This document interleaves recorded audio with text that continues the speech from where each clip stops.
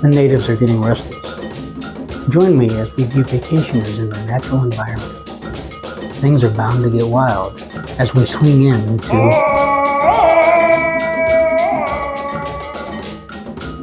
Disney's Animal.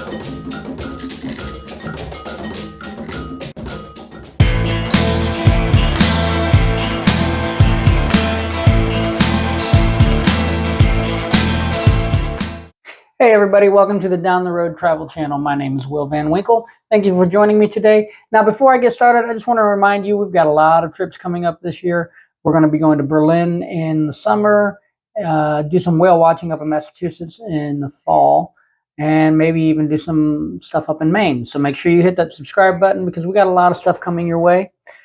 This one, however, is one you can feel good about. Opened in 1998, Disney's Animal Kingdom centers around environmental and animal conservation. It covers about 580 acres, and it does realize Walt Disney's original dream for Disneyland. Originally, Walt wanted real animals at the park, but limited space in California prohibited that. Enter Animal Kingdom many years later, and he's got his dream. Just to note, though, in their efforts to promote conservation, Animal Kingdom only offers paper straws, no plastic lids for cups.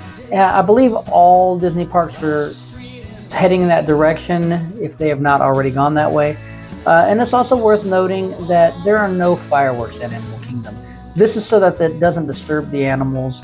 And it does also have one of the earliest closing times of all the parks. In the Africa section, you'll find authentic thatched roofs made by South African Zulu workers. These workers built the roofs the way they would have done it in Africa. So they were climbing up on top of the roofs with bare feet. It almost got the construction site red tagged by OSHA for safety violations. Somehow Disney convinced them to let them continue, and you have a very authentic looking area. Now, originally, we didn't have reservations for Animal Kingdom. This was part of our Christmas trip. We were planning on park hopping over, but we had to make some changes to our original reservations due to a minor injury in our party. We were able to take a day off from the parks and recuperate. We found out that the day after our planned Magic Kingdom day, there was some time available at Animal Kingdom. So we made those changes and we grabbed that and park hopped to Magic Kingdom. We went to Magic Kingdom every day while we were at Disney. This did mean, however, we lost some dining reservations, but we did find some pleasant surprises for quick service meals at both parks. We grabbed the bus from Fort Wilderness, made it in time for early entry, rope drop, and began walking towards Pandora. We witnessed several people running to get on Flight of Passage. Now, the line of Flight of Passage can get really long. In fact, while we were there, we saw it listed over 3 hours. But folks, Disney has a no running policy, and it's there for a reason. They don't want to create a panic. They don't want people to get injured. I was pushed many times by some selfish park goers trying to get to that ride, trying to get ahead in that line. And had I been a small child or had a small child with me, may have been trampled, definitely would have been knocked over and probably injured. So I believe there aren't any rides at any of the parks that are worth hurting somebody's kid over, and definitely not worth being ejected from the park. You spend a lot of money to get there, so follow those rules. They're in place for a reason. They're there to protect people. They're there to protect you. And failure to do so, Disney can and will throw you out of the park. I've seen it happen. Now, because Flight of Passage had such a long wait time, we decided to skip it. I rode it back in June. It's an interesting ride. It's a fun ride, but I wasn't impressed enough with the 3D flight simulator to have any desire to stand in the line that long. Even with the lightning lane, it was still quite a wait. But since I'm on the subject, it is a 44-inch height requirement. It kind of suspends you over. You're seeing the screen. It's kind of like soaring over at Epcot. Now, there have been warnings posted for those with motion sickness, fear of heights, things of that nature. This can be a little problematic for some people. So just be aware of that before you get on the ride. Instead of Flight of Passage, we made our way over to the Navi River Journey. Pretty much, we just walked right on it. There's no height requirement, and it takes you for a relaxing ride through a bioluminescent rainforest. The amazing thing about this ride is just how far Disney's animatronics have come since old Abe Lincoln over at Hall of Presidents and the Carousel of Progress gang. The Navi at the very end is so lifelike. I mean, we had to double check and make sure it wasn't someone in a costume. It was just a really good animatronic. When we exited Navi River Journey and dodged more park goers still running towards Flight of Passage, just after the park opened, we went towards Expedition Everest. If you meet the 44-inch height requirement, you can wind your way through the Tibetan village to board a train to the top of Mount Everest. But beware of the legendary Yeti that lurks in the mountains. This ride opened back in 2006. It takes you through twists, turns, forwards and backwards through the dark. It is the only roller coaster in Animal Kingdom at this time, and from 2011 until 2019 held the Guinness Book of World Records for the most expensive roller coaster in the world, and that is until the similar Hagrid's ride over at Universal opened. It's currently the tallest attraction at Disney World in Florida, beating out Tower of Terror at Hollywood Studios by about 6 inches. We traveled to Africa from the Himalayas and went on Kilimanjaro Safari. You get to travel through Disney's version of African Savannah. Kilimanjaro Safari is actually based on the photo safari at the Harambe Wildlife Reserve in East Africa. Going on the ride in the earlier hours, we saw more animals than ever. We saw zebras, giraffes, emus, flamingos. A white rhino came within 20 feet of our tour vehicle. It was great. It's suitable for all ages. Just make sure your little ones are seated. That's another reason that maybe earlier is better, because they're not quite as antsy yet, not quite as tired, and so more cooperative.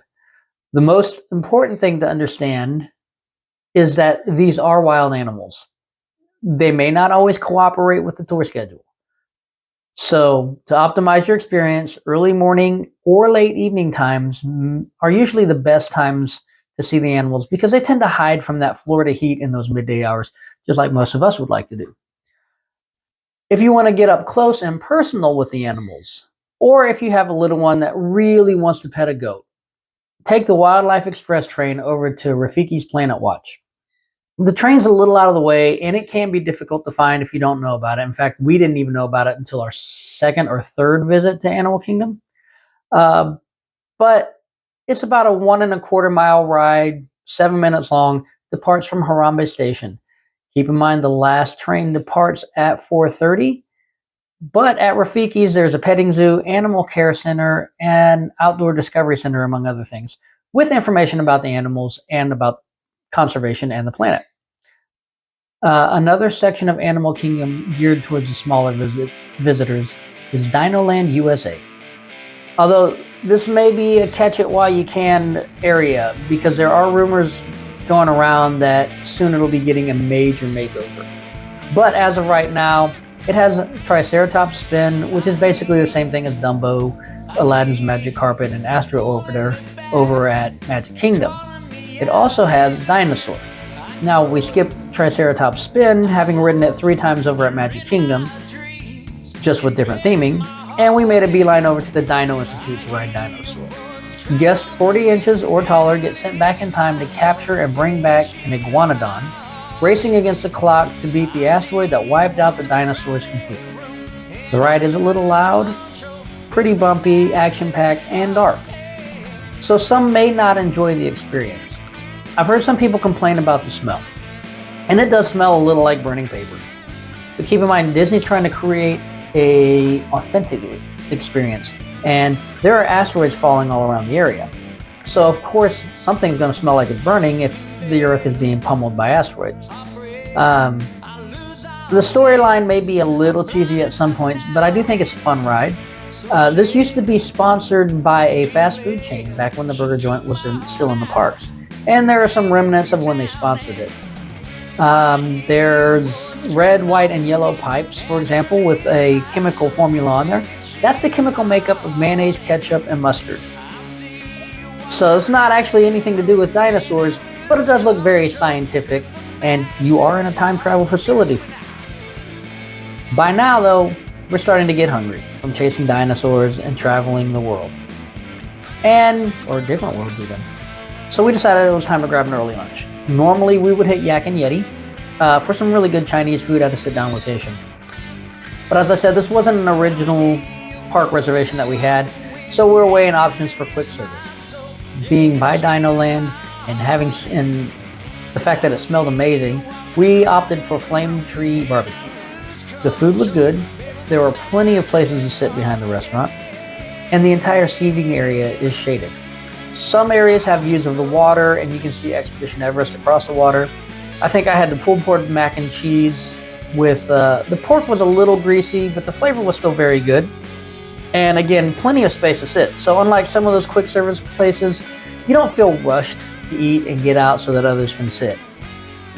At this point, Flight of Passage was 3.5 hours wait time.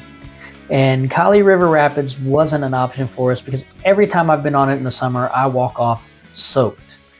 And since it's winter, it didn't really seem like a great idea. So we began discussing whether or not to take in a show, go grab a drink at one of the hotels, or head back to the RV to replenish drinks and snacks before hitting Magic Kingdom. We've seen the bird show. It's no longer up-themed. It's still a very fun show with some good information. We've seen Festival of Lion King. And it's tough to be a bug. All of them are great fun. I recommend it to anybody looking to extend their time at Animal Kingdom. But when a new wave of park goers came in, almost knocking over several other park guests while running towards Pandora just after noon, we decided to go ahead and grab that bus to Fort Wilderness because the bars weren't open yet. Animal Kingdom is a fun park and great for park hopping. It can still be done in half a day if you have other things on your agenda that are more important to you. Some say it isn't worth getting Genie Plus at Animal Kingdom, but we did feel it helped to streamline our day, opening our night for Magic Kingdom. And the day before New Year's, there was a lot of magic to be had over there. So it was worth it to us every time we've been there. I think we've gotten it, and it does end up being worth it to us. I hope this helps you. Thank you for watching. Be sure to subscribe to Down the Road Travel Channel. Leave us a comment. And if you like the original music used in this or any episode, please find it on Spotify, Apple Music, right here on YouTube, or wherever you stream music. I hope this video helps you enjoy your trip, and I'll see y'all down the road. Let's hit the road.